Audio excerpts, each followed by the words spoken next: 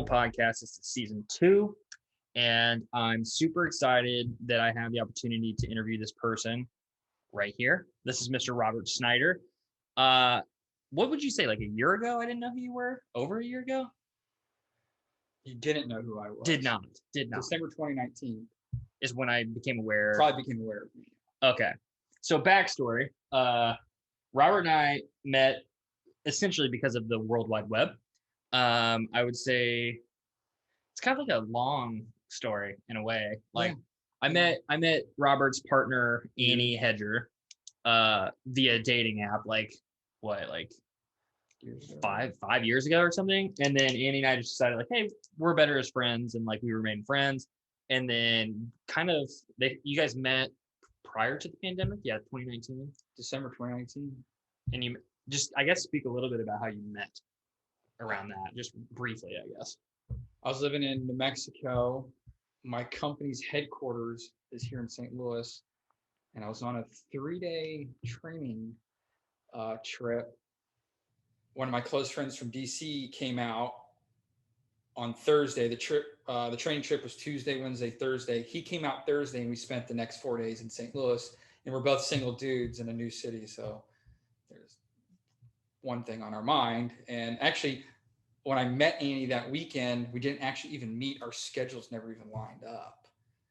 And she had to work Friday and Saturday, and then she had work events after Friday. She had work events, Friday and Saturday. One of them took her to midnight, and we actually never linked up while I was here. Okay. And then your first date, was in Colorado, like a month and a half later. Yeah, and I think that I want to pause on getting into all of the specifics of your date and like what happened after that. But essentially, just to kind of orient people to how I know Robert. I know him through a friend of mine. They started dating kind of during the pandemic in a roundabout way. Okay, so as always here on the Your Normal Podcast, I had you create a list. It sounds like you had a slight bit of trouble. Yeah, for sure. Yeah.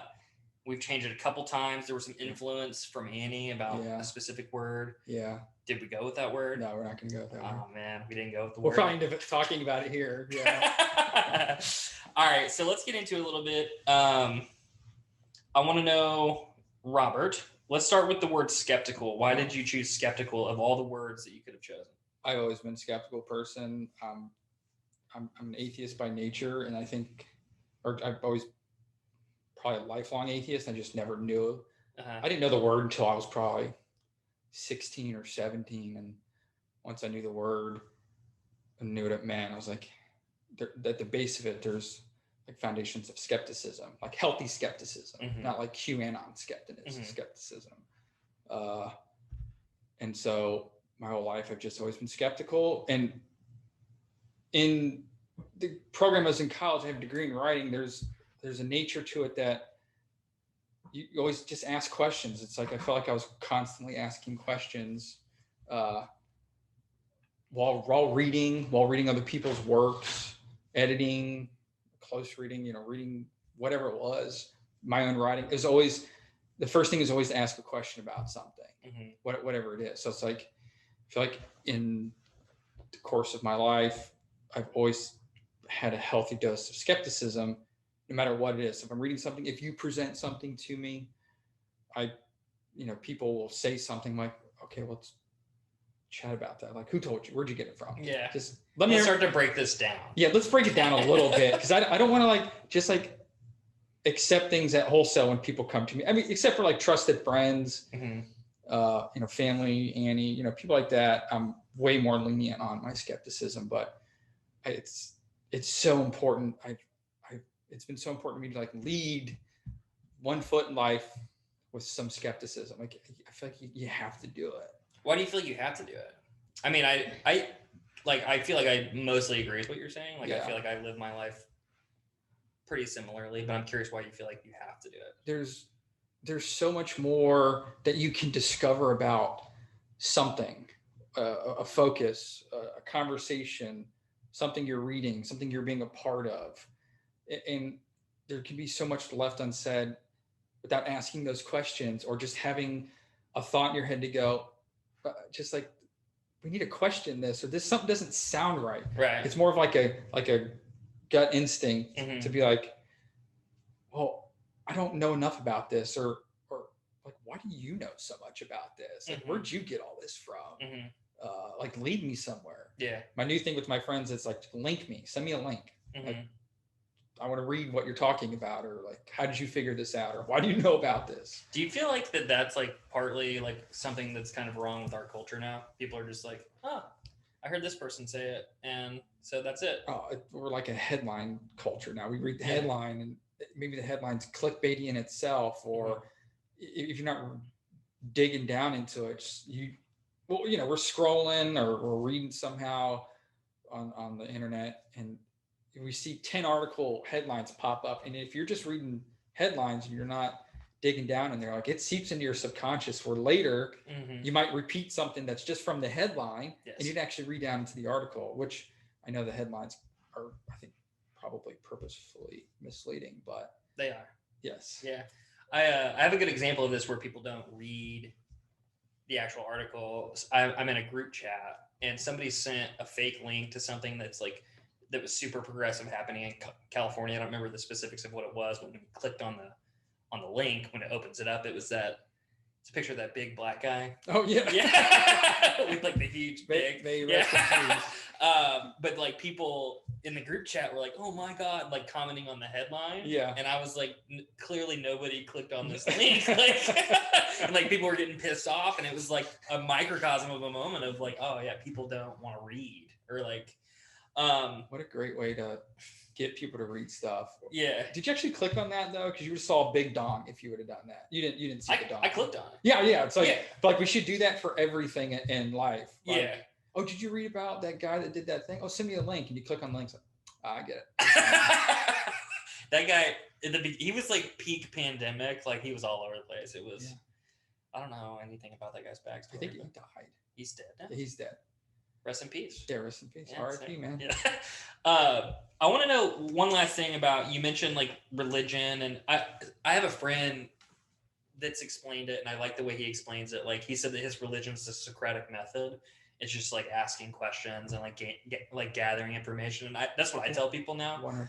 But I'm curious, like, I grew up in a house where it was like, my dad worked weird hours, and my grandpa's a Baptist preacher. I've talked about this in other podcasts. So like, religion was like around, but like, our schedule didn't allow for us to go to church. And I feel like that kind of shaped why I like developed this like skepticism that you're kind of describing, because I just wasn't exposed to it. So when you were a kid, like, was your family involved in church? Did they lean the same way? Or? My dad's Jewish, and my mom is, I think she's Methodist. Okay. I think she grew up Methodist. We went to church for a little bit, but then from my understanding, this could be wrong, I don't know. My parents were like, well, let's just put it in their hands. Like, they never baptized us. My sister eventually got baptized when she was like 18. But there was no, the only good word for it is there was no early indoctrination into it. So I think not having it present every single day, like they're being beat into religion, was great, because it gives you the opportunity to discover it on your own, or to discover like what you want your relationship to be to it. So I never came around to it ever, not once. And I think I always appreciated the room that they gave me for that. Yeah. What town did you grow up in? Grew up in the Northeast North Carolina, a town called Elizabeth City, North Carolina. Was it like a conservative town? Was it? I tend to always remember it as conservative town, but I'm almost positive in the last two elections, Hillary won our town and Joe Biden won our town, or we just missed it being Joe Biden by like a handful of votes. But there's still, I mean, it's from the South, so there's Confederate flags everywhere. There's still Trump stuff everywhere. I mean, I have fond memories of everybody I grew up with. We may have been departed in philosophical and political ideologies since, but I don't specifically remember growing up until a certain point thinking man, this religion's got a hold on this town, which it kind of does, because it's a bunch of Southern Baptist churches everywhere. Yeah. But I never felt, I don't know, I never felt this like overwhelming need to be a dick about being an atheist, but also being a dick to the people who are religious. Yeah. I never felt that. Yeah. But looking back now, I could definitely see, there was stark, I mean, there was cliques that were based around which church you were going to. And it is definitely worse in some towns, but it was heavy in ours, but not, I just didn't feel directly affected by it.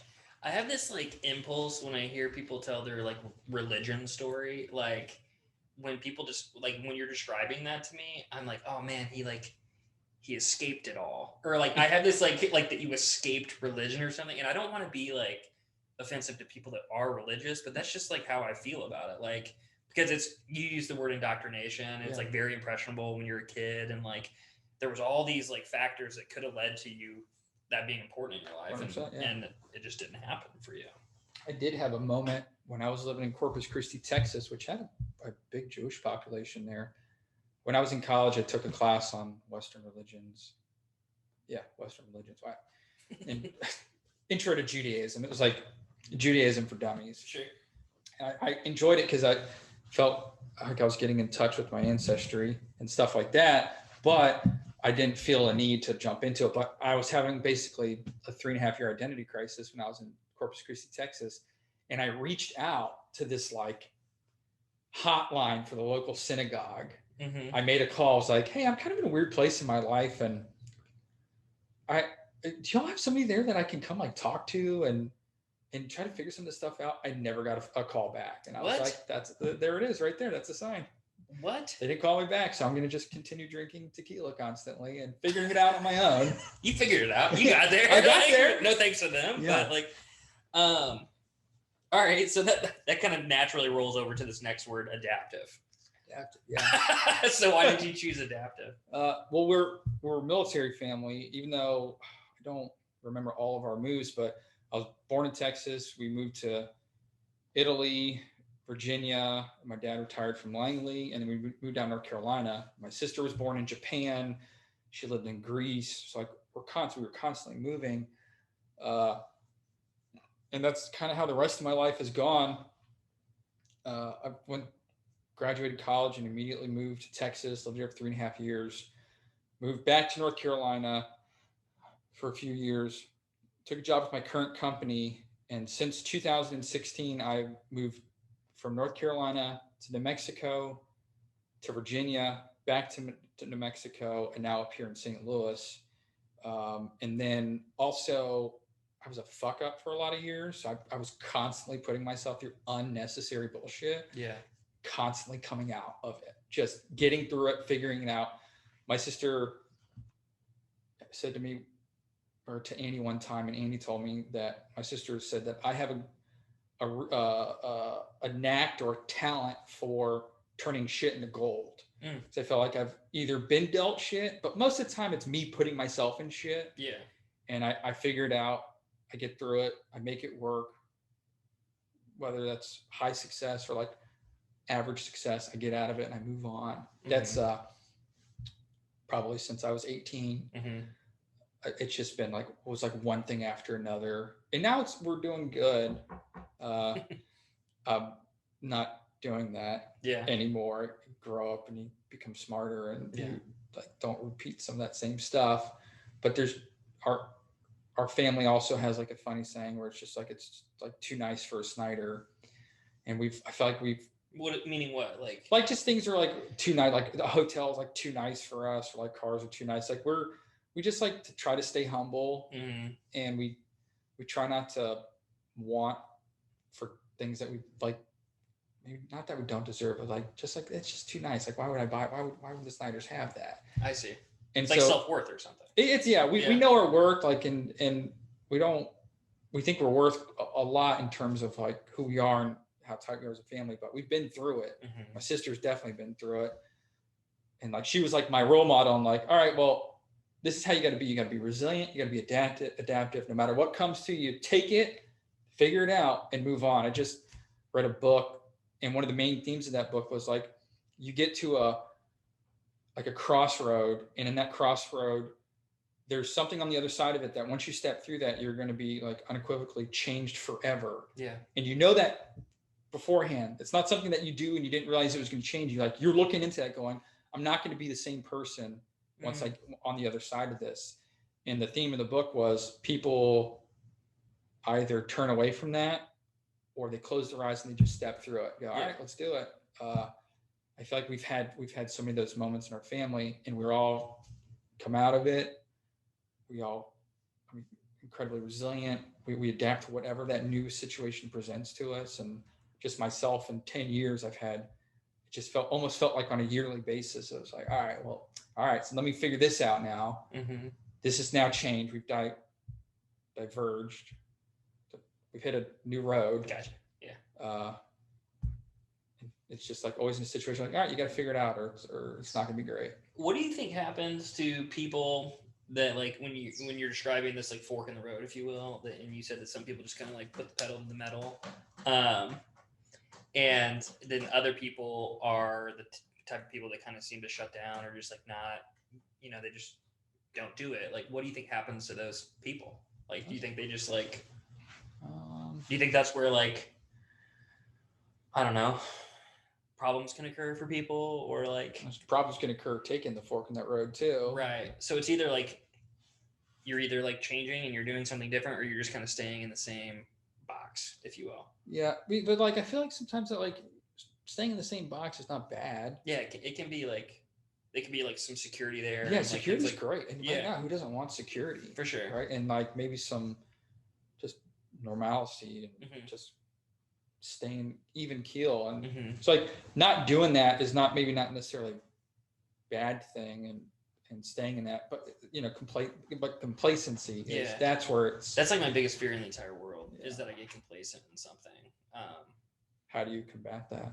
How do I combat that? Yeah. Similarly to how you've described, like it's more of like an internal feeling of like, I think there's like a low level of like, very early, like I need to make a change, or like this isn't like fulfilling me anymore, and then it like takes some time to really accept it, and then you make the change. Yeah.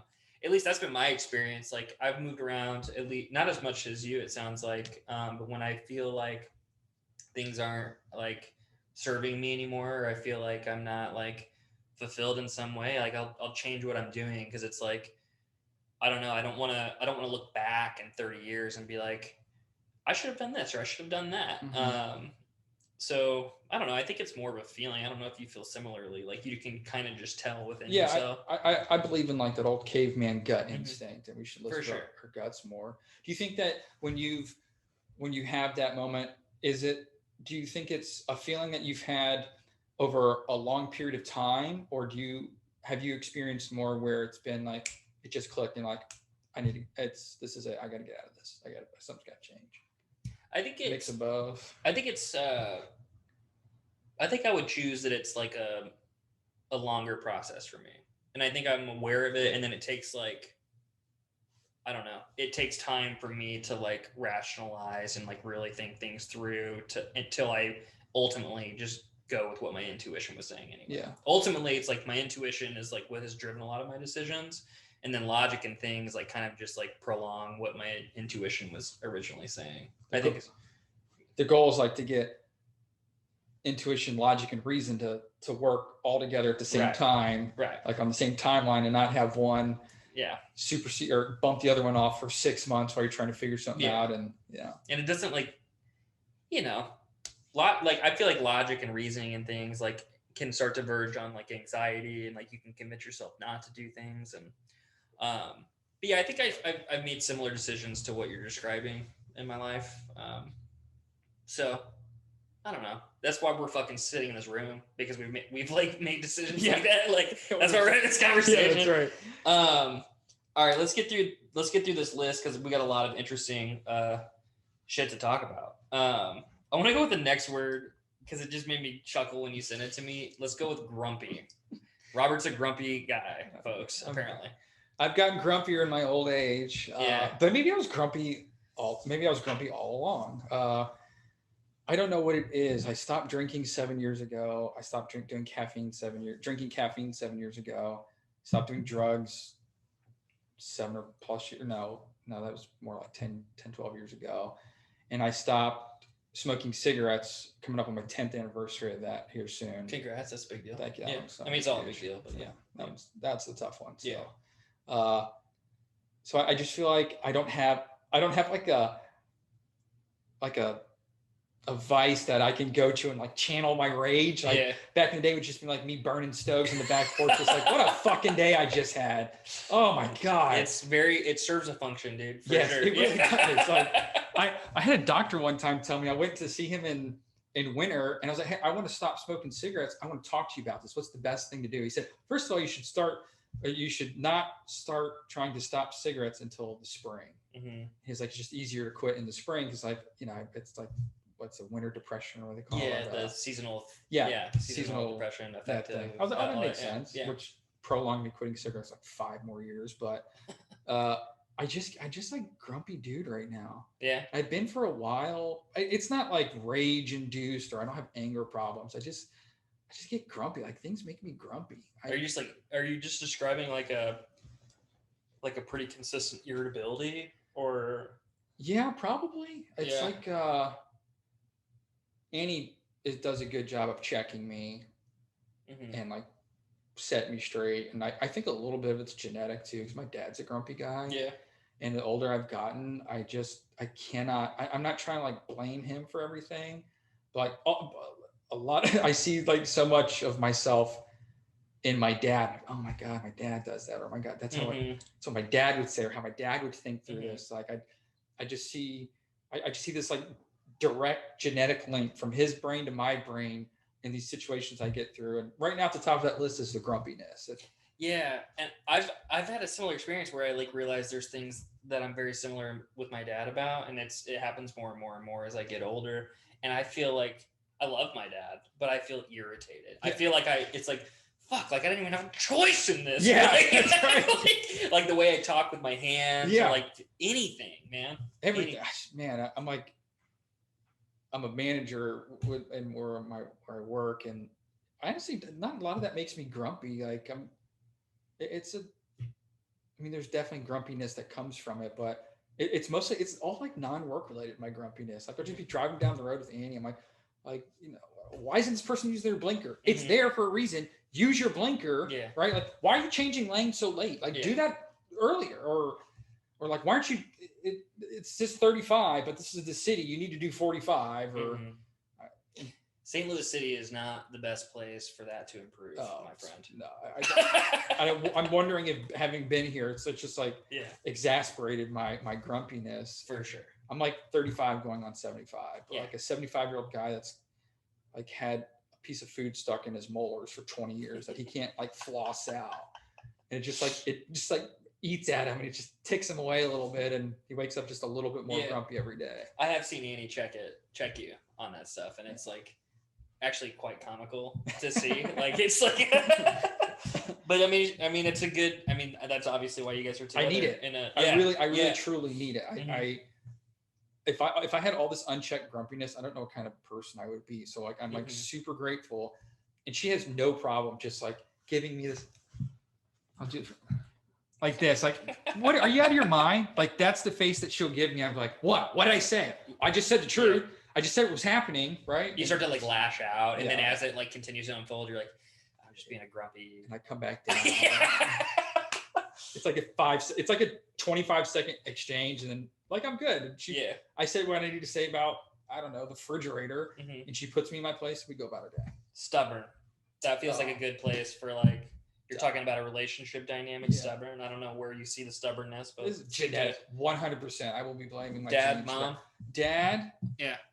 Maternal grandfather. So my mom's dad. Okay.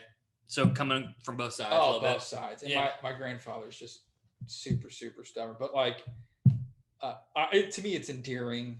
I love my grandfather. He's like, he could do no wrong in my eyes. But he's very stubborn. Dad's stubborn. I'll dig my heels in on something for no reason. Just because. Why? I don't like to be told to do things a lot. Yeah. This is what I hate. I hate the word should. I probably said it 400 times already, and like just put a counter up every time I say should, and it'll just completely negate my point here. Yeah. I don't like when people tell me I should do something. Like, Yeah. oh, you should eat this. You should watch this. You really need to. You should. And I try to. I'm like, let's find a different word than should. Yeah. And it enrages me. And so I'll immediately like in college, I was never a classic rock fan. And I went to a super liberal school on the beach where everybody was doing drugs all the time, listening to Led Zeppelin, Pink Floyd, all the posters on the wall. And I just like, it was being pushed on me so hard. I was like, no, I'm not even going to give it a shot. I'm going to dig my heels in, and I'm going to go still listen to my death metal, black metal. And I'm going to dig in my heels on that. Like, I just don't like. You don't want to conform. I don't like to conform, but I don't mind conforming if it's legitimate. Like, I don't mind. Like, you'd rather come to the legitimacy on your own, though. You don't want people to. Yeah. You'd rather just like discover it and be like, oh, these people like this, and like. I do have like a lot of trusted people that if they come to me with stuff, like my best friend Shane, him and I have been on the same musical journey for probably almost 20 years now. Yeah. So there's not a lot of skepticism when he comes to me with a new band or a movie or a TV show, because our interests are so aligned. You've vetted this person. We vetted each other. Yeah. I mean, there's definitely links between what you're saying and then religion and everything you talked about.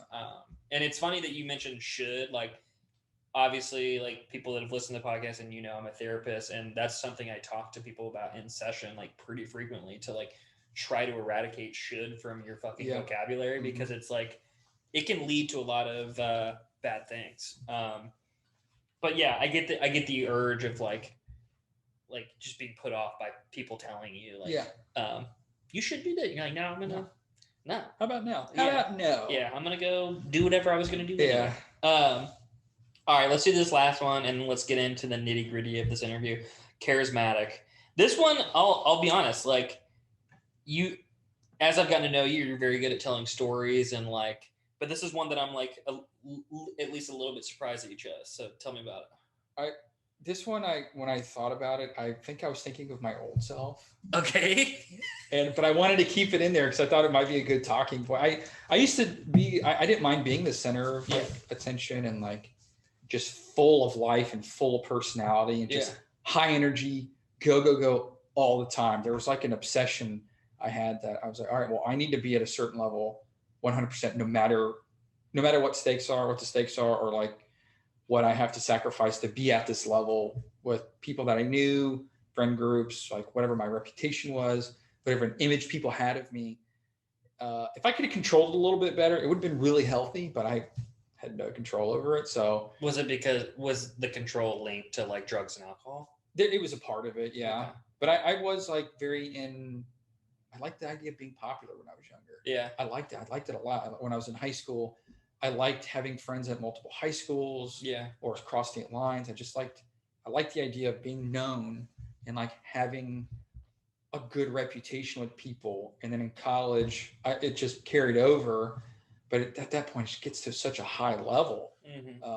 So eventually, 12 years later, I crash out and burn really significantly hard. And then I kind of pull it back a bit. I still think I'm really charismatic. I mean, the old ways will get back in me. I'll be in a group of people and I still don't mind being the center of attention. I don't mind public speaking. I oversee a big group of people at work. Like, I don't mind that. I don't mind the spotlight. But you're like not seeking out. Oh, no. Yeah. No, I'm just like, I'll just hide in that closet behind you the rest of the day if I have to. Yeah. But like, I'll come out of there and I'll be ready to go if I need to be. But I'm not, it's not like to spite who I used to be or how I used to feel and how I used to act. But I'm on this side of it and I go, all right, well, I want to do differently and maybe something that is actually truer to who I am. And I don't feel all this pressure from the outside coming in, which was also like a facade. There was no pressure coming in. I put that pressure out there and masked it like it was other people or society pushing on me. So that's crazy in itself. But how we can convince ourselves of things like that. 100%. Yeah. And you incept yourself and it gets so deep in there. Uh-huh. And it took me years to get to get around that and be like, oh my God, like Mal was awful. Like, Yeah. no, I didn't do this to her. She did it, and so that one, I still feel it in me. Mm-hmm. I get around some of my old friends. I do feel that same like high energy come back, and but it's more manageable now. And Yeah, I've seen glimpses of it. Like the first time like I met you in person, I think we went to dinner at a Mexican restaurant and you told a story about we don't have to dive into it, but you told a story about going to the urologist at dinner. Yeah. And I was like, I'm the kind of person that like I can talk about anything, but I need like time when I meet somebody new to like really like process and analyze, and then I can get in there. And you just like jumped out of the gate, started talking about this guy holding your balls and like all this stuff, and I was like, this guy's awesome. Like it was like almost performative or something. So I've seen glimpses of it. So I guess I'm not that surprised, but I'd be interested like in a longer conversation sometime to figure out like how it over time you kind of don't do that as much anymore. Oh yeah, that was all Texas when I was in Texas trying to figure that out. Texas? Yeah. It's like 3.5 years of like working on myself. That's where you called the people at the synagogue and all that? Yeah. And then I finally I went and saw a therapist for a long time. His name was Jason Voorhees, which I talked at length like in our first session. Like, do you not get why that's not the greatest name to be a therapist? I don't know. I when you said it, I was like, that name sounds familiar, but I haven't made the connection. Friday the 13th movies, Jason. That's him? Yeah. That's his name? Jason Voorhees. That's his full name? His full name. So Jason Voorhees, and he's Jason Voorhees. And like the first session, I'm like, I can't be the first person to talk about this, right? Yeah. Like I'm being kind of cliche right now, Mr. Voorhees. Did he? Like, I'm uncomfortable. Was he like? He thought it was hilarious. Oh, okay. He's like, I get it all the time. He's like, okay. You'd have to. Yeah. I knew the name. Great guy, by the way. Huh? Great guy, by the way. A therapist? Yeah, he was awesome. Kudos to therapy and Jason Voorhees. Okay, so I want to dive in. We're going to start out a little light, and then we're progressively going to get in there a little bit, and then we're going to wrap it up, and we're going to get on with our day. How about it? Love it. Okay, so this first one, since Robert has moved to St. Louis City, I would say like 10% of the things have gone as expected. Yeah. Like it's been, and we have a group chat between Sam, myself, you, and Annie, and we talk about things that we see in the city and things that happen in the city of St. Louis. And for people that live in St. Louis City, you'll get it. For people that don't, we'd like to give you like a little glimpse into like the things, little peek into things that we're exposed to on a weekly basis. So I thought we could just go back and forth. Yeah. I'm going to start. Okay. So this past week, Sam and I put rings. We installed rings in the front and the back of our house. This is the front door right here. And I was going to work last Monday, and in our backyard, there's like a long sidewalk that goes to a gate, and then you're at a car pad. And I'm like walking, I'm like half asleep. And then I like kind of open my eyes and I'm like, what the fuck? The gate was wide open, and in the middle of the sidewalk laid a pair of two rollerblades. Just women's rollerblades were sitting in my backyard. So my immediate impulse was like, is somebody in my backyard right now? And I started scanning the backyard. I looked all over to see if anything was missing. Nothing was missing. I checked the cars. I checked everywhere. And Sam and I have been trying to figure out what the fuck could have happened for there to be rollerblades in our backyard for the last week. I don't know. Do you have theories on what could have happened? When you first sent that to us, first of all, I was dying laughing.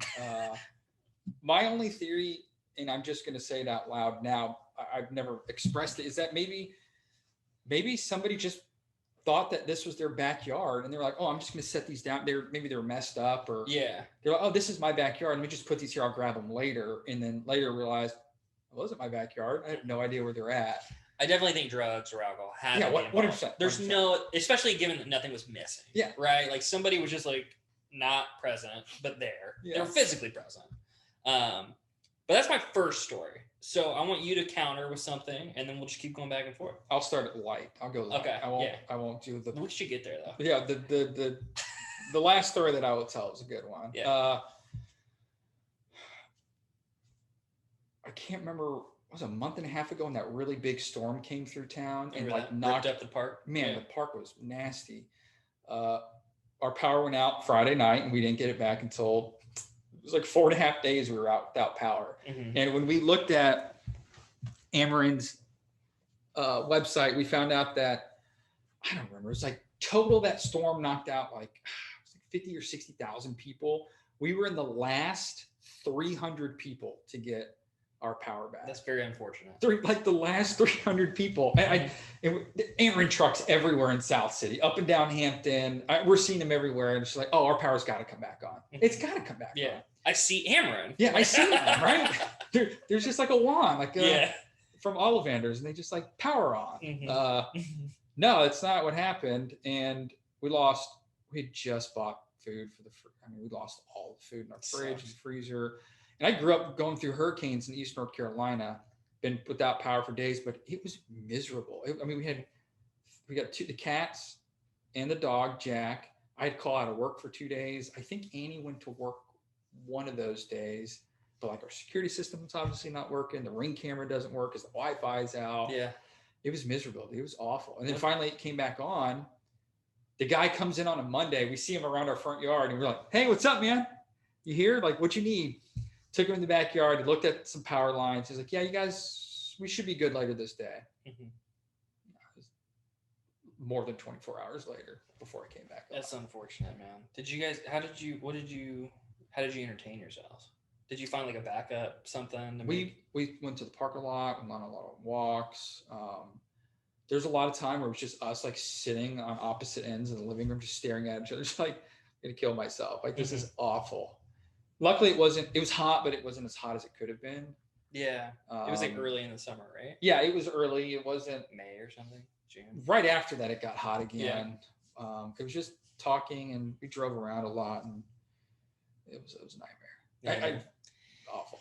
It sounds awful. I know what it's like to live in the city in Missouri in particular in the summer, and like I wouldn't wish that on anybody. Terrible. It was bad. When we moved in, it was last May, so May of 2020. I bought this house that we're doing this podcast in, and we had this couch that like Sam absolutely fucking hated. It was like it had followed me for like the last 6 years of my life, and I had this like unnecessary, irrational, sentimental attachment to this couch that was ugly, right?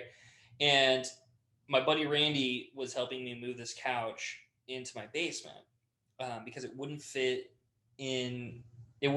like down into the basement from the upstairs. So we were trying to fit it into our walkout.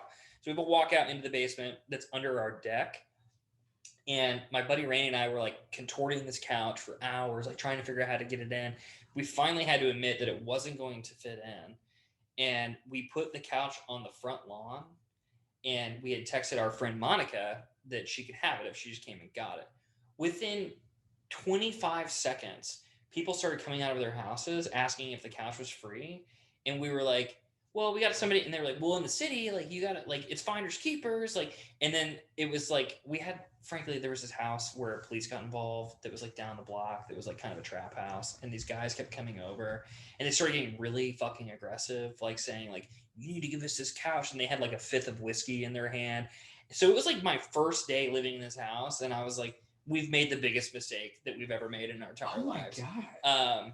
And I had to like, I had to get like verbally aggressive with these dudes, and they finally like left. And then Monica came and got the couch. But then since then, it's like a magical portal outside on our front lawn. Anytime we want to get rid of something, we set it outside, and it's not 2 hours. Like, it's gone. So I don't know if you've ever set anything out in the city. No, I haven't yet. No. Just do it, man. It's a magical portal. What did you say to the rowdy guys? He started saying, like, talking at Sam. He was like, oh, like, I see you do what he says a lot, huh? Like he calls the shots in your relationship. And that's when I just kind of snapped. And I was like, listen, man, I was like, we told you that we have somebody coming to get this couch. You can have it if they're not able to fit it in their van, but I'm going to need you to get off my lawn. Yeah. I need you to leave now. And then he was so, you could smell the alcohol in his breath, and like he murmured some stuff, and he eventually walked away. But it was It was mildly scary. It was super unwanted. God. It was not a good time. But that was our first day living in St. Louis City. Oh my God. Yeah. I don't know, man. I want you to tell, you can tell whatever story you want, but I definitely want you to tell your first day or your first week story. Oh, I'll tell that one right now. It's fine. Let's roll. I got here on a Sunday, and a week later on a Sunday, at like 12:30 midnight time, a guy was murdered. I'm sorry. It's not funny. It's not funny. It's not funny. It's Sorry. not. It's awful. But he was murdered across the street from us. Across the street, 3 houses down in his front lawn. Mm-hmm. And at 12:30 at night, I woke up because I hear 4 pretty loud bangs on our front door. And I woke up, and we were sleeping downstairs at the time because we hadn't got our upstairs bedroom set. And I was like, man, somebody's at the front door. Stupid, naive me, never lived in a city before. I've always been living in the country. I go to the front door. I'm like, there's nobody out here. That was weird. I go right back to bed.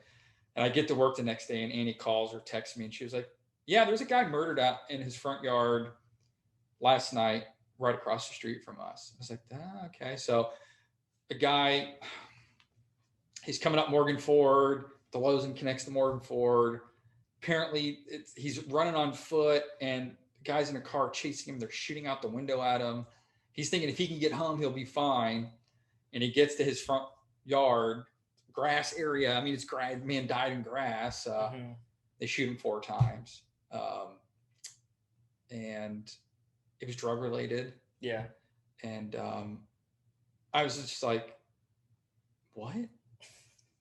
So this is a tragic occurrence, obviously. Yeah, it's a tragedy. But however, to like shape the story, it was Robert's, like, it was your first week.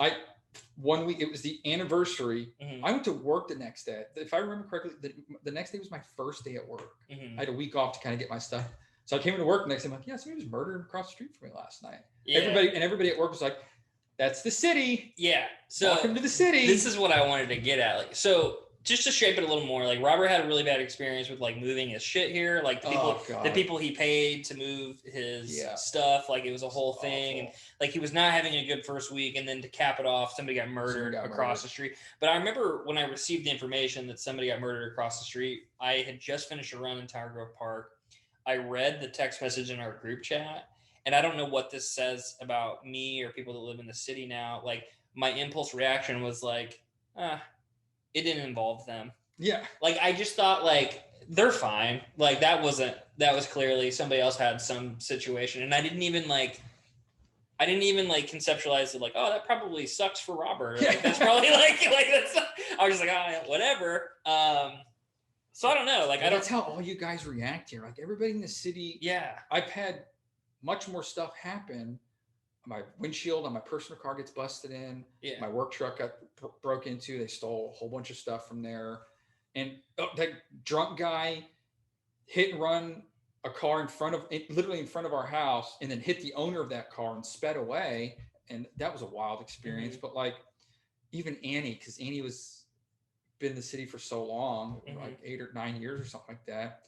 Everybody I go to at work who's from St. Louis, I'm telling them this stuff, and everybody, the same thing they all say is, that's the city. Yeah. It's what you sign up for. I'm like, but we don't have to like be that way. Yeah. We can be better. We can fix this. Yeah. All the loud music and the motorcycles and the loud music and the motorcycles and the loud cars and the bad driving and the shit roads. Like we can do something to fix this, right? Instead of just saying, that's the city. Dude, it's been happening. I'm learning far before us, and I don't know what the answer is. Continue. It's like east of like probably east of Skinker Boulevard or McCausland. I think that's the same road. Like it's like people just don't care. There's like, good luck. Good, cool. Where are you from? New Mexico. Oh boy. Yeah. Strap in. Yeah, strap in, bro. Yeah, I mean, there's probably more stories, but we don't have to like, I don't want to be a drag on St. Louis City. Like there's I love it here. I hope to stay here for decades if it works out, but it has come with a little bit of an asterisk, mm-hmm. especially since we want to stay in the city. It's more diverse.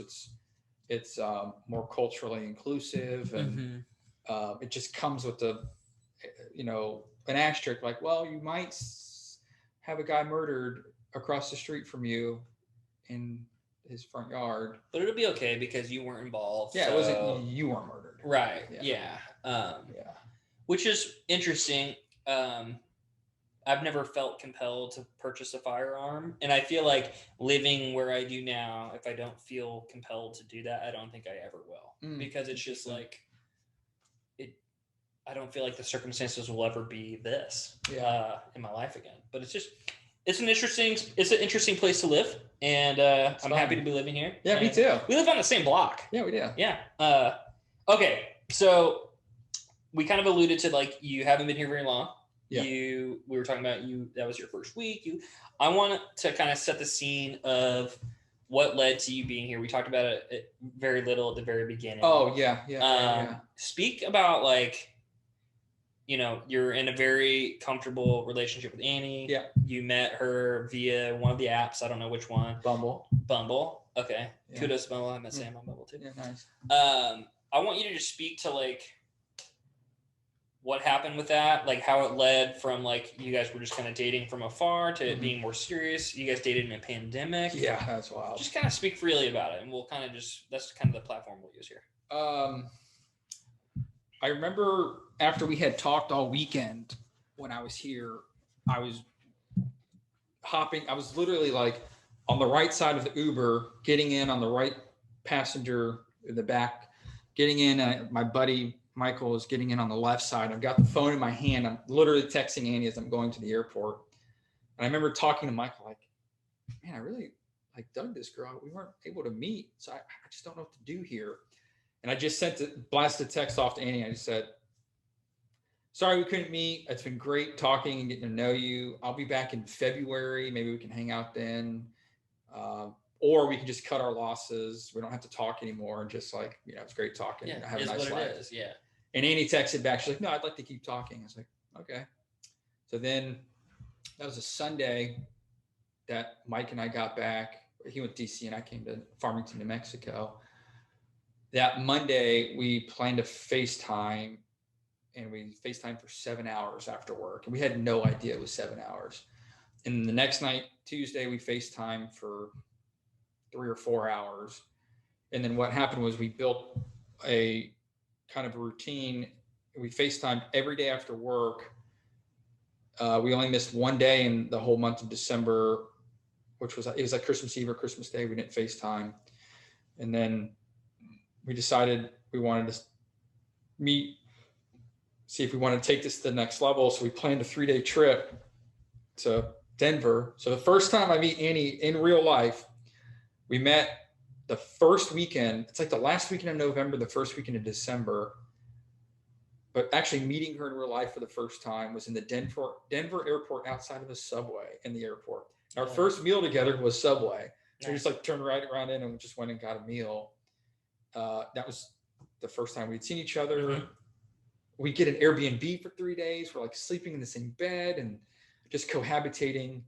And it was great. And we had a really cool time in Denver, where just a lot of cool food places and stuff, but it was great. And then I came back up in February for training, which was 4 days, but I took a day off and I actually came up Saturday to Sunday. You're talking about St. Louis? Yeah, St. Louis. St. Louis. Yeah. And it was wonderful. 9-10 days was awesome. We had such a good time. I met one of her closest friends, and that went well. And then I actually met 2 of her friends at that trip. And then things get a little hairy. Mm-hmm. Right after that trip, we planned for her to come back. She was going to come to Farmington around the 25th of March for 5 days, and we were going to hike. We're going to go to Pagosa and Ouray, and we're going to do some hiking in Southwest Colorado. And I had a business trip the last week in February, and I come back. 6 days later, I got sick. And I go to my doctor, and I was like, is this that COVID thing? He's like, man, this is not COVID. We don't have tests for it. Man, I had fever for 2 days. I was sick. Yeah. I'm not saying it was COVID, but might have been. It was COVID symptoms. Yeah. But at that point, we weren't really taken seriously. Mm-hmm. And then a couple of days later, things got real serious. And then like 2 weeks later, country's like, all right, we're about to go on a lockdown. Yeah. So I was talking with Annie about it. I was like, what are we going to do here? Because we have an opportunity that she'd been working from home for a week and a half, and her boss was like, I think we're going to close down for 2 weeks. So we were like, yeah, why don't you just drive down here? And it's only going to be a 2-week lockdown, and all this will be fine. Like Shaun of the Dead, grab a pint at the Winchester, wait for all this to blow over, right? It was 2 weeks and it was going to blow over. Very much like that, yeah. She drove down, ended up having to stay there for 2 months. Her boss just kept kind of pushing it back, rightfully so. And I'm an essential worker, so I had to go in the office every single day. And so she got there, and we lived together for 2 months. After had only spending a combined total of 10 plus 3, 13 days together. Yeah. Over 3.5 months, almost a 4-month period. And it went great. Yeah. We got a cat a month after she got here, Dennis, which he's amazing. I'll tag him on socials. He's a cute cat. Yeah, that's the photo I should have sent you. Yeah. Instead of me, it's just Dennis. He's honestly, we have 2 cats. He's probably the coolest cat I've met. And I've only met him like 3 times. That's nice. He's a great cat. He appreciates that. Yeah. And we had a blast for 2 months, man. I had literally just started hiking a year or a year and a half before that, like a year. And Annie loves to hike. Yeah. And so we would go down to the Bisti, which is this, it's like a 40,000 acre open wilderness, kind of in North New Mexico, northwestish. And we would go there every weekend. We did like 5 weekends in a row, and we would do like 2-hour hikes or sometimes 5-hour hikes there. Cooked a lot of food. We went on little hikes in my neighborhood and walks, and just like really got to know each other. Yeah. And there was a point during it that even though I knew I had loved Annie the first week after I got back, or, first couple of weeks, and I think Annie knew it too, there was just something about that 2 months when she was there, which it clicked. It was like, this is my person. This is what I'm going to spend the rest of my life with. It solidified it. Yeah, 100%. Because it like rushed. It didn't rush. That might not be the right word. It just like forced your hand in the shit that like is the stuff that we all have to go through when picking a person. That's right. Yeah. And you realize like this works. Yeah. It just fits. It's nice.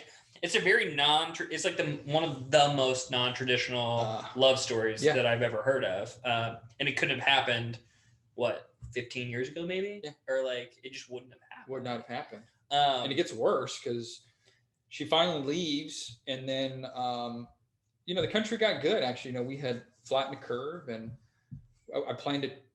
She actually drove back down, and we did that hike in the end of July in Pagosa and then Ouray, and things were good. Like we could still travel, and then it got bad. Yeah. And we planned a 10-day trip that I was going to come up to St. Louis in October. We canceled it the week before because restrictions got tight. Yeah. And last time I saw her was the last week in July, because it was for her birthday trip. I didn't see her again until I moved here in April. Yeah. I remember that. I remember like we did Thanksgiving dinner with Annie. She came to our house. Oh, I remember that. Yeah. And we like FaceTime. Yeah, we FaceTime. Yeah. And I remember it was like Thanksgiving or Christmas time where I was like, when's the last time you saw him? And then she was like, July. And I was like, no fucking way. Like, and then you moved across the country after having not seen her for 10 months. So that again, like solidifies that you knew that little like 2-month period where you guys were like cohabitating, and like that was it. That's like, all we needed. You just knew it. And I feel like I got to plug I won't say my company by name, but like my company was so cool about it. Yeah. In January, I came to them. Annie and I had known for not a long time, but maybe about a month and a half. Actually, no. It was like the election week that we talked about. It had nothing to do with the election, but I just remember it was the week of the election. And I just called her. I was like, the plan was for her to always move down there so we could be close to the Southwest. And I was like, what if I just moved to St. Louis? Why would you move to Farmington? And she was like, all right, yeah, you're right. So it's just like, I remember that was like the talk for a long time. And then all of a sudden we talked to her and she was like, he's coming here. Yep. And it was like, okay. There's actually, I don't want to get into the full story here because Sam's not here, because I don't know what the full story, but actually she had relayed a really insightful conversation that you and Sam had that was like kind of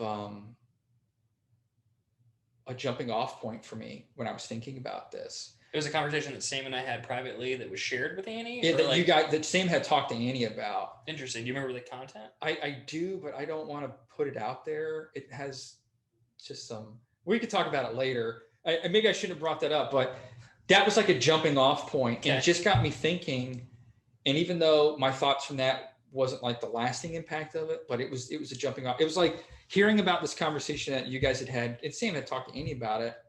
I was like, it's just like trying to light a lighter, and you see the sparks. Mm-hmm. Like, yeah, okay, something's grooving here, something's moving.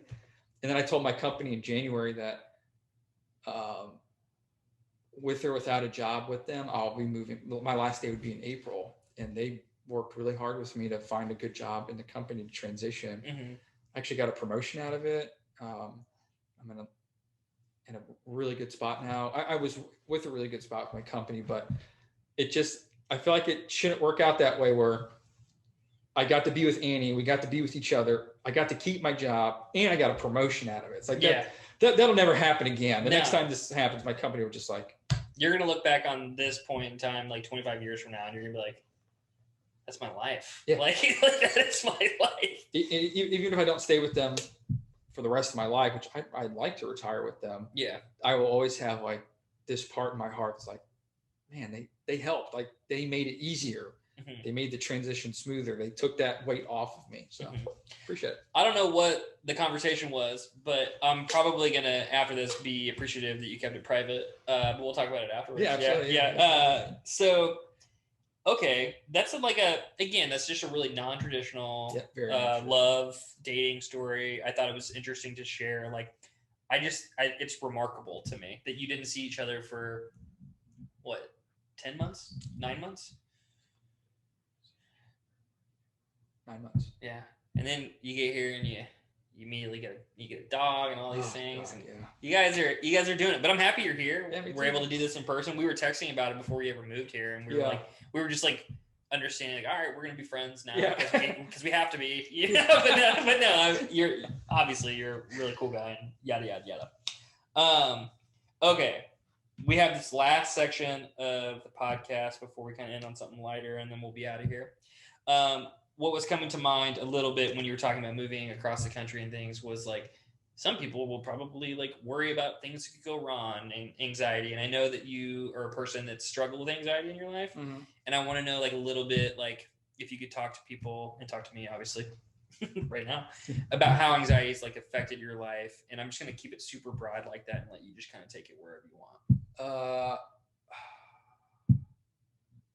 Didn't you say like in your opening podcast, like you had all this anxiety when you were growing up, but you didn't realize it was anxiety? You didn't like understand that's what it was. And like later you learned, oh, that was anxiety. I didn't learn what it really was until I started having like the fucking worst panic attacks all the time. And I was like freaking out about dying and shit. And that was when I was like, this is probably like an identifiable thing. But it took me a long time to realize what it was. Cause when you're young and like it's developmental years, like you just don't really know. You have no idea. Yeah. I had anxiety growing up and I didn't know what it was. I was just nervous. I just say you'd get nervous, I guess. But it went from, in retrospect, in hindsight,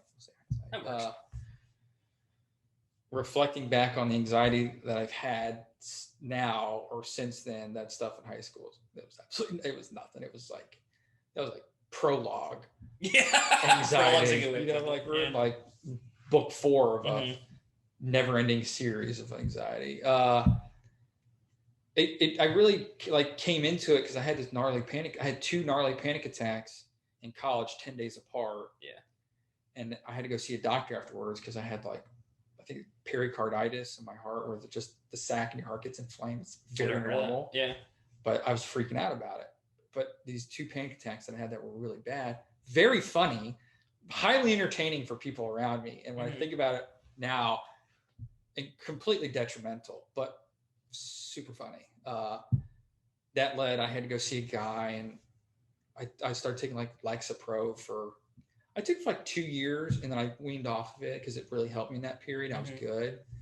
I saw a therapist, and we had to do a lot of things to like get me thinking better, and read a lot of books. But it was strange because I thought I was the only person was seeing a therapist or who's on anti-anxiety, anti-depression medication, and I just felt like this outcast because of it. Mm-hmm. Whereas like generation, like the younger generation now, they have it way better because it like everybody's so out and proud of like seeking mental health and being on medication, and that's awesome. I'm so glad that's where it is, because just 15 years ago it was not that way. Was it? Yeah, I want to ask you a question about that. Like, was it? Obviously, it was like that. Like, there was much more stigma around mental health 100%. And the need for seeking help for it 15 years ago. So I'm curious, like, what made you decide to do it? Like, was it just so bad that you were like, I have to do this? I need to talk. I had been running it by my parents what was going on, and I was talking with the doctor, and he recommended pills and see a therapist. I remember talking with my mom about it, and her just being like, yeah, go talk to somebody.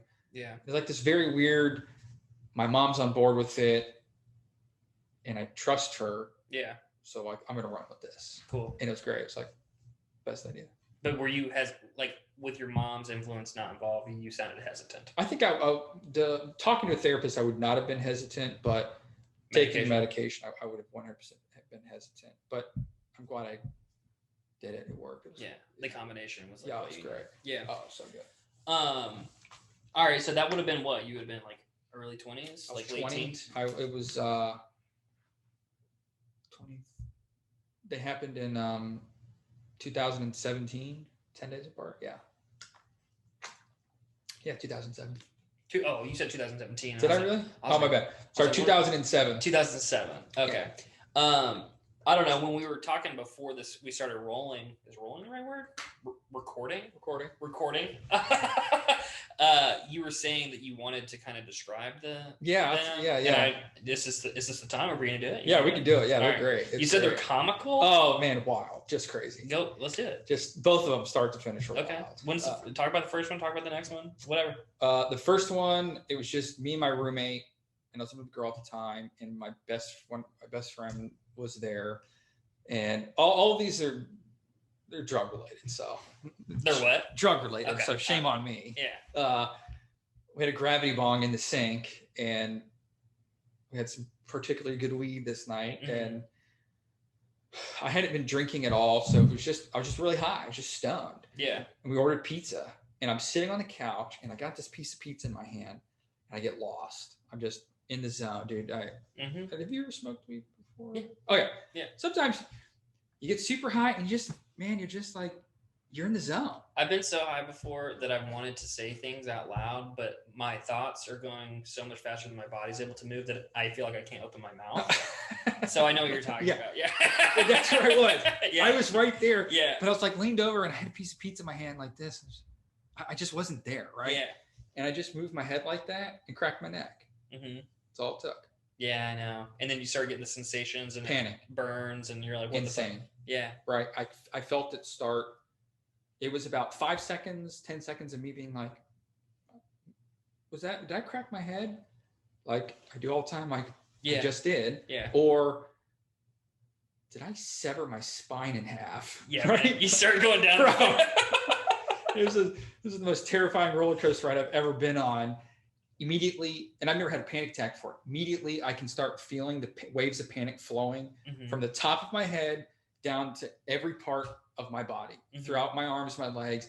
And it's just like this pulsating, like track of waves that it's on a track like this all through my body, just waving through my body. I'm getting up, and I get up, I throw the piece of pizza, and I am freaking out. Oh my God. Just tweaking out. I'm fucking freaking out. And I got my buddy sitting on the couch. What? Is he trying to process what's happening? And my roommate, she's just like, Bob, what are you talking about? So over the course of the night, this is kind of what went through my head. I thought that I had broken my spine and it was severed. And I would go back there and I would feel it like this. And it's got to be a form of hallucination. It felt crooked to me, right? Yeah. But obviously, like, I'm like contorting my body and stuff. So obviously it's going to be like kind of crooked right. I don't know how spines work, but it was just feeding the panic and just all the stuff that I was going through in my mind. Like, I'm going to be paralyzed as I'm running around the house. I'm never going to walk again. As I'm running around the house, pacing, I'm gonna need surgery. I'm gonna be in a body cast. Like, I'm disappointed my parents. Like, my college is over. I'm never gonna recover for this. As I'm like running around the house, like I'm fine, right? I'm not fine. This is before you sought out professional help. This is why. This was the catalyst. This was the catalyst. Yeah, this was the first of the two in a 10-day period. Yeah. So I'm like, all right, I need to cool off or something. So I hop in the shower. I turn the shower on kind of hot, and it comes out cold. And I'm like, this isn't good. I'm fucked up. My sensory perception is off. I've fucked my nervous system up. I am not doing good right now. You convinced yourself, man. Dude, I was the best and worst salesman for myself that day. And so then I get in my head that I'm shorter. Okay. I go by the mirror. I'm like, I'm short. What happened? I'm shorter? How did this happen? How am I shorter? And I grab my roommate, and she's a girl. So, girls like average height, like 5'1", 5'2", something like that. And I'm 5'10", and I'm like, come back to back with me right now. Go back to back and look in this mirror and tell me who's taller. And we would go back to back. She entertained it? 100%. Okay. 100%. Without hesitation. Yeah, I love that. We go back to back, look in this mirror, and she's like, Bob, you're way taller than me. I'm like, are you blind? Yeah. Look in that mirror. We're the same height. I lost 6 inches. I was like, feel around my spine right now. I'm telling you, I have this like crazy, like panic-induced hallucination. Also, I'm very high still. Right? Yeah. I'm so stoned. Yeah. So stoned. And I'm just like, I grabbed my other friend who was in there, and he's like, what's going on? I was like, do you not see what's going on? Everybody's, it's just bad. They're laughing and they're kind of poking at me, but they don't understand what's going on. Yeah, you're having a full panic situation. Yeah, full, like this is like a hyperbole of a full-blown textbook panic attack. So now the rest of the night I'm fighting against myself, like covered in my bed with sheets covering me, just like, we got to get your heart rate down, man. Like my heart rate's like 180 and I'm just standing still. And eventually, I don't know, like 6.5 hours later, I pass out and I wake up and I just felt like I got hit by a truck. It was awful. And I don't recall, I went to the doctor. I kept talking about my heart. My heart's fucked up. There's something wrong with my heart. Yeah. And there was nothing wrong with my heart. And I got on some like antibiotics. He was just probably like, man, just get some steroids and get the F out of my office. Yeah.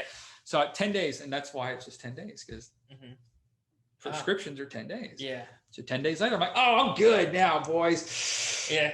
Let's get back at it. Got a pack of Stokes. I got a 24 pack of Coors Light. I always remember it's Coors Light. And I'm sitting at my neighbor's house with some other friends drinking and smoking.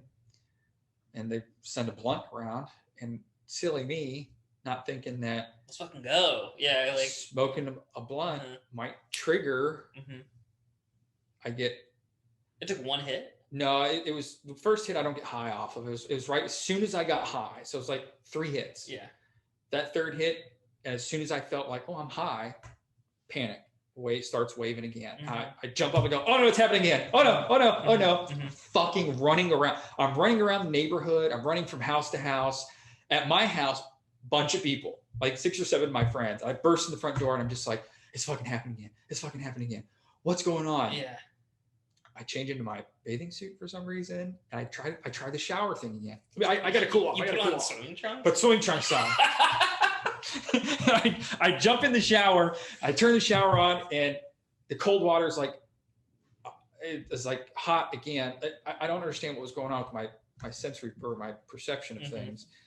And it was just another 6-7 hours of like fighting off like catastrophe, utter doom. So there was no period between the 10 days where you were able to make a link once you were sober that like, oh man, like I got just real fucking high. And it was just like, it wasn't until I still can't like reconcile that I was just super high and had a panic attack. Yeah. Like for me, I think about it now. It's like, I can say, I just got super high and had a panic attack. But I was like, but that panic came from some anxiety that was already there that was unchecked. Yeah. But I'd been smoking weed for a year at that point. It was just this was the moment. This was my time. Mm-hmm. And that's when I talked to the doctor, medicine, and it was terrible, man. I couldn't focus in class. I would twitch. Mm-hmm. I'd be in bed at night. I would fight off panic attacks every single night, even with or without medicine. I was fighting off panic attacks every night in sleep. Sometimes I'd get in bed at 7 or 7:30 because I knew it would be like 2.5 hours of trying to calm myself down To be able to fall asleep. Yeah. It was awful. It was a terrible process. I was tired all the time. I had low energy, but I was also like I wasn't doing drugs anymore ish. Stopped smoking weed. Good. But Good. Well, I was drinking all the time still. But I was talking to this great guy about how to be present minded and not catastrophize the future or things that are out of my control. Catastrophizing is a real concept. That's what he talked to me about. I've never talked about this on the podcast, but I had a very similar sequence of events that led to me eventually getting on medication and going to therapy and things. It took me a little longer. I actually wound up having to go to an allergist and rule out any possible medical problems for me to be I'm okay, But I had a similar thing. I had a panic attack after smoking pot my freshman year of college. I was hanging out with this guy. I'm not going to name him because he's actually I'll name him. His name is Justin. He's one of the funniest people I've ever met to this day. I grew up with him. We played baseball together, but he had this bad rep with some parents that he was a bad kid and stuff. And he's a wonderful guy now. And Justin, if you're hearing this, you're wonderful, man. But we were hanging out and he had supplied Willow's dreaming, if you can hear her on the audio. Willow, hey. Anyway, so he had supplied some marijuana that day and we had smoked and then we were going to go hiking or something. And I remember I got in the truck after we had smoked and we were driving to go hike. Probably shouldn't have been driving. But I remember I started to get this weird feeling in my temples. And I was as soon as I had this weird feeling in my temples, I immediately went to Justin laced this marijuana with something that's not just marijuana. And I'm going to fucking die. And then as I'm driving this truck, I look at him and I go, what did you lace this with? And he was what? And then I started screaming and he's pull over. And I pulled over. And then the rest of the day was I had a similar thing with my heart. I thought I was having a heart attack. Yeah, 100%. My ears were warm. He was calling everyone in his phone that he knew that smoked pot to tell me you're having a panic attack. And I was they're all in on it. And I just didn't believe it. And I wound up going to the ER and similar thing where I was I'm sure they were oh my fucking God. They gave me Xanax and kicked me out of the door.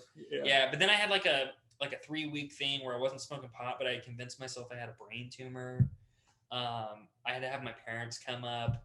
And then I went to the doctor and I admitted to smoking pot in front of them for the first time. And it was all this stuff. It was a whole thing, but it eventually led to me getting on some medication and talking to somebody. Yeah. And the rest is history. But it's so interesting because I still have I can still smoke pot and I just have an understanding that sometimes this can just exacerbate anxiety and I can not allow me to have a panic attack now. Good for you. Yeah. But I do it all the time. But I don't know. It was definitely the catalyst to me, kind of having a mental breakdown, if you will. I wouldn't wish that on anybody. Absolutely not. It's so terrible. It's the worst. And just the lifelong damage it's done to me. I'm great. I'm not great now. I'm way, way, way better now. But there was a few years there was this is going to follow me for the rest of my life. And I can't smoke weed anymore. And I know that because the third big panic attack I had involved a whole lot of drugs. It was a very stupid affair. Adderall, Xanax, a lot of beer, weed. I got picked up by the ambulance. I had lost my shirt somehow, but they found me face down in a parking lot. Ambulance picked me up and I had to spend the night in the ER. And they got me to where I needed to be. My heart rate was 180 plus. I'm just lying down. And when they released me from the ER, on the doctors, he just this write-up about what to not do, how to prevent this in the future. All it said was, don't mix drugs and alcohol. That's all it said. was like, you dick. That guy went to school for that. Yeah, that's what he went to school for. They do blood work and a piss test, and they go, oh, this guy just had a really good night, which was dumb. I was like bonging beers, and I would take the beer bong, and on top of the foam or the beer, I'd put an Adderall and I'd bong it. And a couple minutes later, I'd do another one. I'd put a Xanax up there. And I did it 4 times. Yeah. And then I went home and I smoked a bowl of weed to myself. And this sounds crazy. I was fine. Like I should have been with all the Adderall and Xanax raging in my body. I was fine. Like I was good to go. I was going to be up all night, do it all the time. So I used to do that all the time. So I would have been fine. But as soon as I smoked that bowl, that was what did it. That's what did it. And that was like 2 or 3 years later. It was in 2009. That's the last time I smoked weed. Yeah, 2 years later. And as soon as that happened, it went back into panic catastrophizing mode. And they picked me up, and I'm in the ambulance, and they're injecting some drug in me that's supposed to like stop your body and like slows your heart rate down. And she was like, I remember before I eventually blacked out, she said, all right, get on your right side and squeeze your butt cheeks as hard as you can. I was like, okay.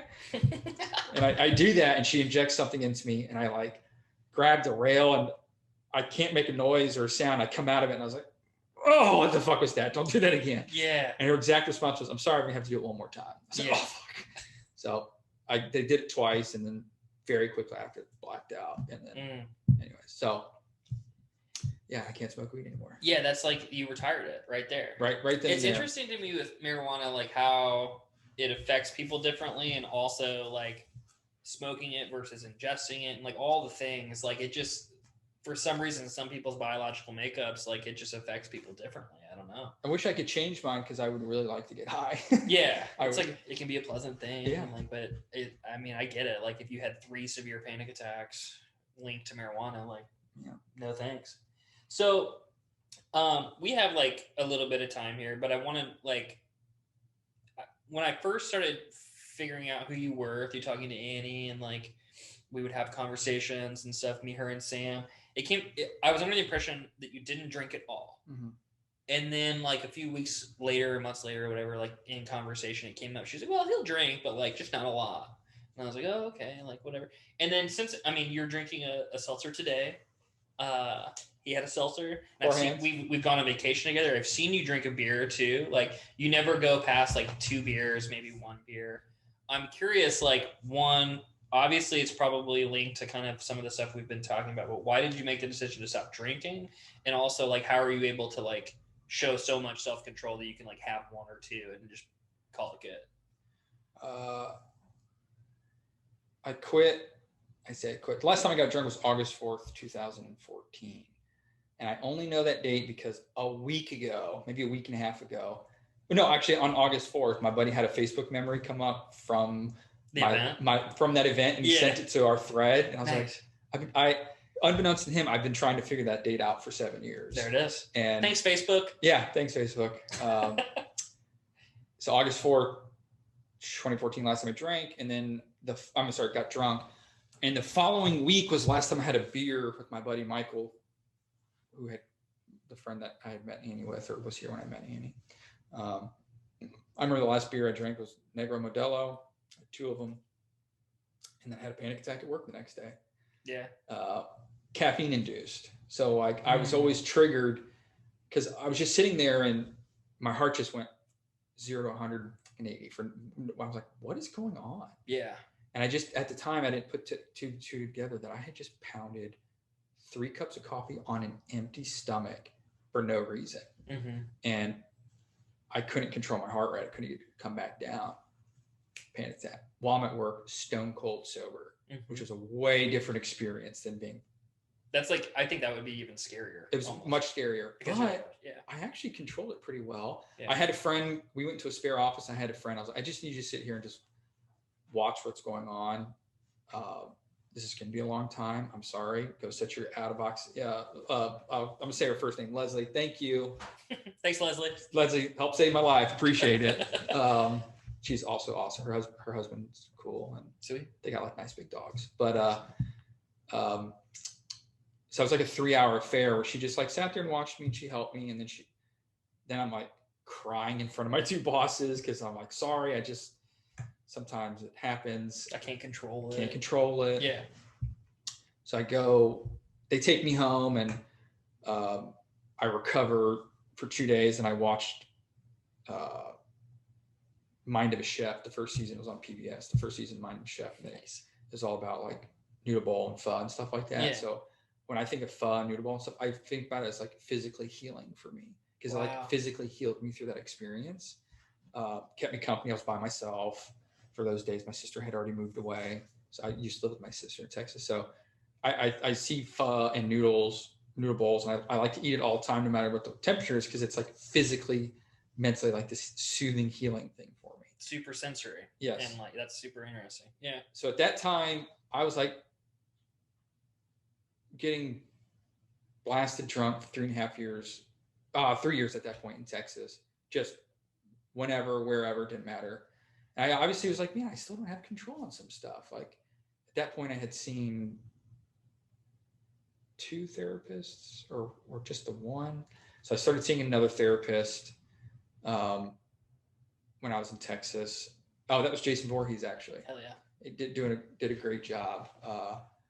He worked through he would do these cool things where he'd be like, we're talking about heart rate. He'd be like, I did some research on military guys when they're in action and about studies done on their heart rates. And he's like, they had higher heart rates than you, and they all made through no heart attacks or cardiac arrest situations. Like there was an interesting study, and he like presented that to me. Actually helped a lot to like put that in perspective. Super tangible thing. Yeah, very tangible. Yeah, that's interesting. Relatable in the sense of those moments of panic or stress. It's logic too. Yes. Right? Yeah.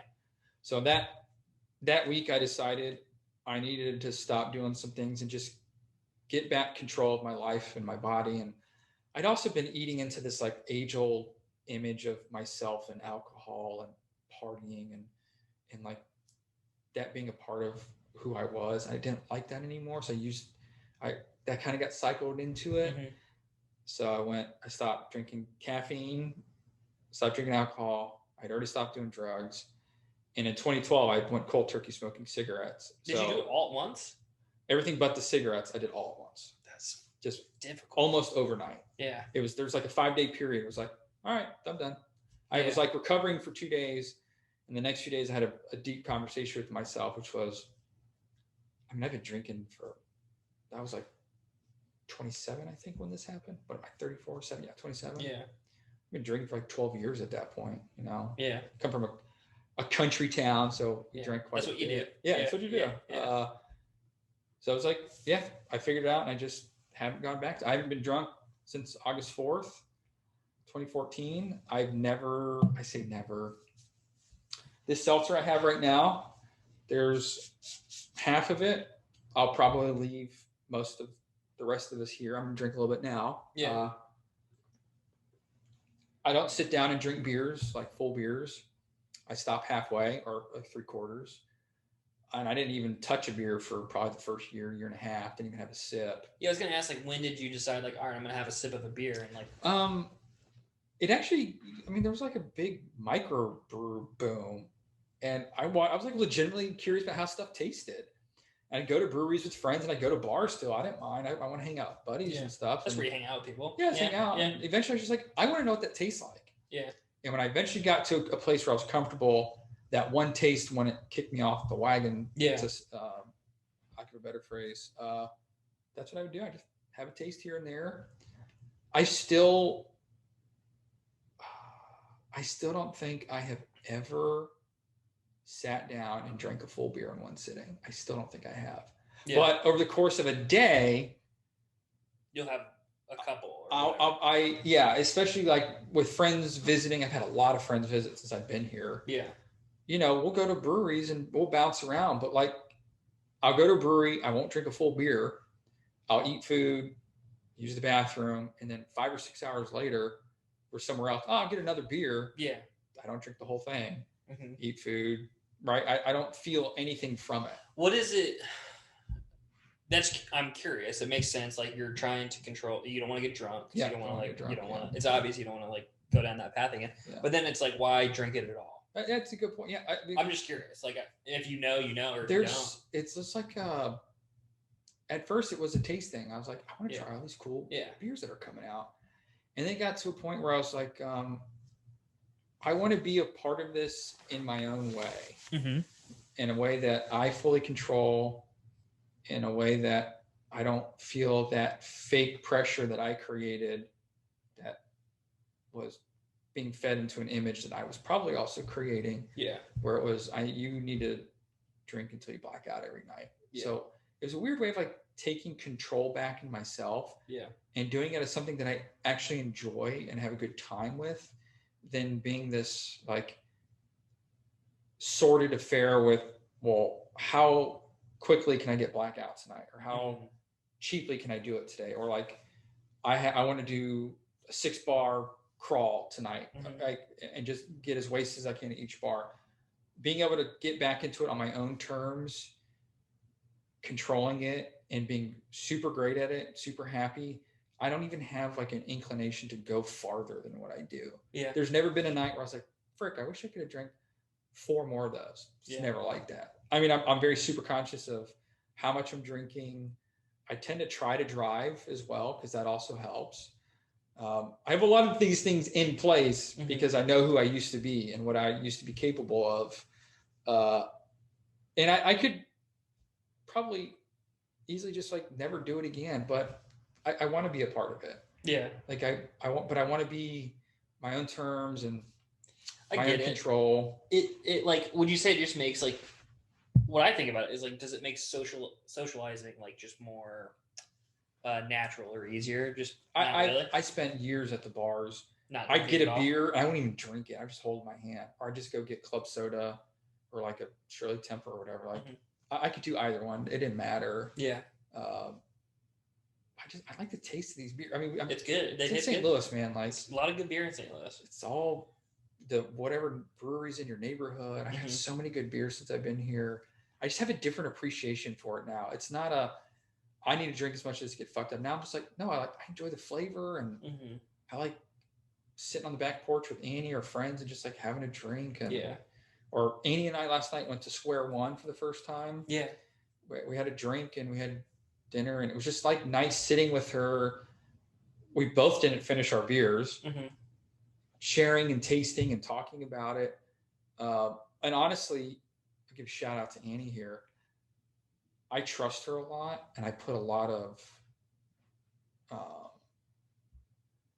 like a lot of myself in her, in that she knows she's just aware of what's happening with me. And like, I don't think I would be going to breweries and like stocking our fridge with beer, or like drinking as much as I do now, which is comical to say because it took me 7 years to sit down and drink half a beer and not want for more. But I don't think I would be doing that much if she wasn't by my side. So she's like, I feel I have so much, I don't know, like faith and trust and love in her, that she kind of, I feel like maybe sometimes watches over me in a good way, or like I can, like if something weird is happening, I just like grab her hand and she can, it's like a soother, or I just feel I couldn't do this without her being as good as a partner she is. Yeah. Right. It's like, it's a weird thing to connect, maybe a weird thing to connect her being a good partner, but she makes me feel like at ease and comfortable enjoying it how we are enjoying it, because she drinks the same. She doesn't drink. Yeah. You've probably seen Annie drink the same. I was talking to Sam recently. I don't think I've ever seen Annie drunk. Yeah, I haven't either. Yeah, I just never have. And that's great. Yeah. And we're both on the same page, and she watches out for me more than I watch out for her, because she's got her shit together. But since I've known Annie, like you're speaking to like kind of an intuition she has, or like, and it's like specific to your relationship, but she's always, since I've known her, she's very intuitive. Yeah. Like she's very good at reading people. Oh, 100%. And then I think when you add like love and all those things, and I think that makes sense what you're saying. All right, man. Well, I appreciate you like kind of going down that rabbit hole, if you will, and talking about that. I just learned a lot about you, actually, that I didn't know before. Yeah. And I don't really have like a super clear way that I want to end this thing here. Let me ask you this before I do have like an idea of something. Is there anything that I didn't ask you about, or like that you're like, I want to fucking say this live, or like anything that you're like burning to talk about? All right, we'll do it live. No, I think we're good. Yeah. Okay, man. So then I want to end on something light. You're an English Premier League guy. Yeah. Oh yeah. And it's interesting because when you were moving here, I was like gauging like what you were into and stuff, and you were talking about like that you can get into the NBA, and I feel like I think we're like two people in the entire city of St. Louis that like the NBA. Yeah. And then when you add that you're into the English Premier League as well, I'm just like that all, and then St. Louis. Like I'm just interested to know like a little bit one like how you became interested in the English Premier League, and I think a lot of people listening just won't know a lot about it. Yeah.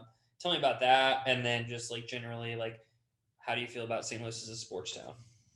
I grew up playing soccer in a small country town, so right now it's much better in the U.S. And I just feel like where I was growing up, it wasn't super great.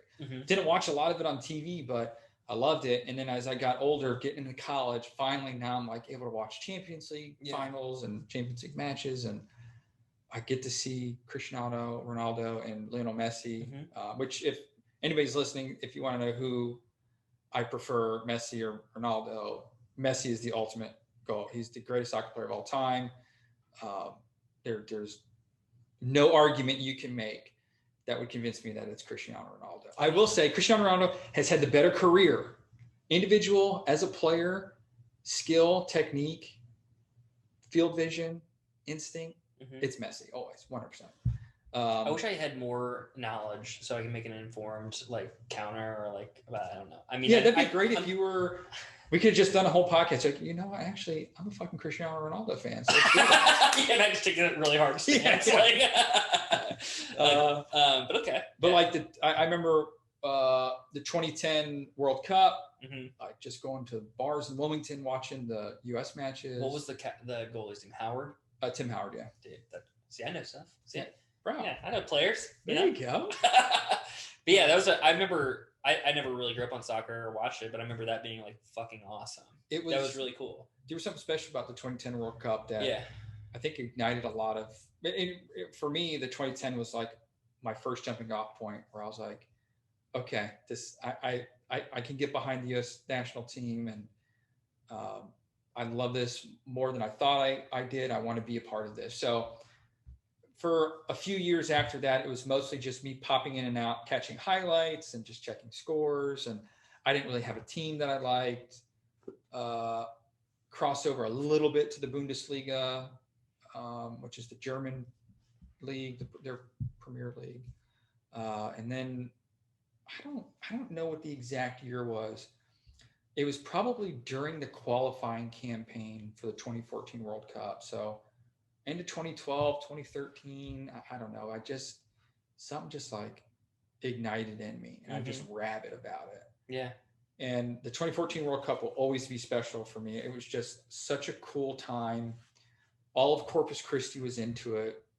I was going to bars, watching matches with people, and just like the energy behind it was really magical. I was at work all the time. I'd have my work on one screen, and I'd have game casts or highlights on the other screen. I'm watching stuff. My sister would always know what game to have it on for me when I'd get home from work. So I'd go straight into watching mode, and it's just a cool month. And leading up to it was really great too, just following the qualifying campaign. So immediately after that, I went and finally saw my first MLS match was DC United.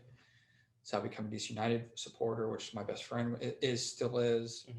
And then I picked the Prem team, which I didn't pick Liverpool at first, but I did like them because everybody hates them. Yeah. And I just had I was like, why does everybody hate Liverpool? I just like got into them. Dude, that's fucking funny. That goes right hand in hand with like the should. Yeah, you're exactly. You're like, all right, so I'm picking them. Look at this shit, dude. And so I got in like the tail end of Suarez being there, and right just before Jurgen came on board, which is our current coach now. And at first I just wasn't super. I I like just following teams and following certain players. I had certain players like, man, I like that guy. Who does he play for? And I would just kind of keep up with him individually. And then eventually it just 2014, 2015, I just kicked it up and I was like, all right, well, that's my team. Liverpool's my squad. I started watching a lot of Bundesliga at the same time. A lot of Americans end up. Yeah. That's like our easiest step into Europe is going to the Bundesliga. So I'll always respect that. So I always watch Bundesliga when I can. And then there was a point in like 2015, 2016 where on the weekends, they used to have MLS Live, I think it was called, which was like a streaming package. And the whole weekend, whatever wasn't blacked out, I was watching every single MLS match. I'd pick a couple that I didn't want to watch, or maybe they weren't great matchups, but I was just hyper obsessed. Yeah. And then it's been a great time to be a Liverpool fan. Well, yeah, it's a good time to be a Liverpool fan. It was rocky last year, but some of my closest friends, my best friend's a Spurs fan, and another good friend of ours he's a City fan. And it's just been great for like years now, talking with those guys, having a thread, and for sure. It's been just a lot of fun. I've pulled back on MLS just because it's got a lot going on in my life, and it's tough to keep up with all of it, to watch everything. So I would always try to catch rivalry matches in MLS now. It's kind of, DC United and Red Bulls, or watch the Cascadia stuff where it's Timbers, was that Vancouver Whitecaps, and then Vancouver. I don't know, man. There's a third one I can't. There's a third team in that rivalry I can't freaking think of. Portland, Vancouver, whatever. So I'd catch just the rivalry stuff, and then with the Prem and international soccer, you get the Europa League and the Champions League. And I don't know what was like super attractive to it and why I love it so much. It's competitive on a different level that's not American sports. Yeah. They have a point system.